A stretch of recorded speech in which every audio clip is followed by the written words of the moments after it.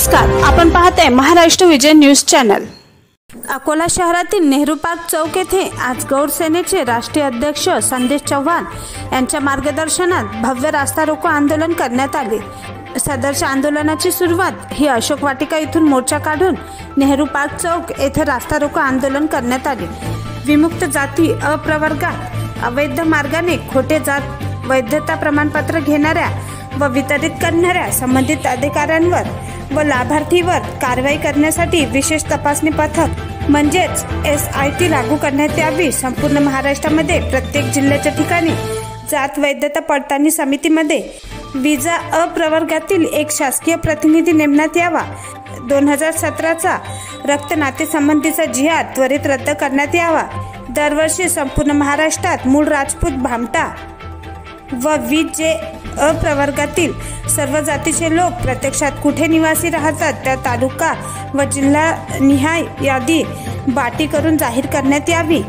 या व इतर मागण्या यावेळी आंदोलनकर्त्यांनी रेटून धरल्या होत्या। सदर रास्ता रोको आंदोलनाच्या वेळी पोलिसांनी बॅरिकेड लावून रास्ता अडवल्याने आंदोलनकारी आक्रमक झाले। यावेळी पोलिसांनी बॅरिकेड काढताच नेहरू पार्क चौकात शेकडोच्या संख्येने बंजारा समाजाच्या बांधवांनी रास्ता रोको आंदोलन केला। यावेळी बंजारा समाजाच्या महिला पारंपरिक वेशभूषेत उपस्थित होत्या। बंजारा समाजाच्या मागण्या शासनाने मान्य न केल्यास येणाऱ्या 2024च्या निवडणुकीत सरकारला त्यांची जागा दाखवून देऊ अशा तीव्र स्वरूपाची प्रतिक्रिया सेनेचे राष्ट्रीय अध्यक्ष संदेश चव्हाण यांनी दिली। महाराष्ट्र विजय न्यूज चॅनल संपादक व प्रतिनिधी श्री विजय रमेश कुचे। रास्ता रोको केला नेमकं काय मागण्या तुमच्या?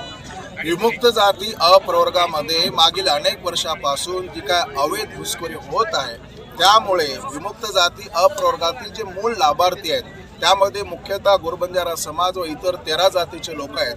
यांचे जे विद्यार्थी आहेत विद्यार्थ्यांचं त्या ठिकाणी फार मोठं नुकसान होते। नोकर भरतीमध्ये विद्यार्थ्यांच्या ॲडमिशनमध्ये म्हणजे मूळ लाभार्थ्यांचं आरक्षण जे 3% आरक्षण आहे ते आरक्षण संपूर्णतः संपुष्टात आले। म्हणून गोर सेना व सकल विमुक्त जाती अच्या वतीने मागील अनेक आंदोलन करून देखील सरकार दखल घेत नाही। यासाठी आंदोलन तीव्र करून जर 2024च्या निवडणुकीमध्ये सरकारने दखल नाही घेतली तर त्यांना आम्ही घरचा रस्ता दाखवू। आणि मूळ मागणी अशी आहे की घुसखोरी थांबावी म्हणून त्या ठिकाणी SIT लागू व्हावी।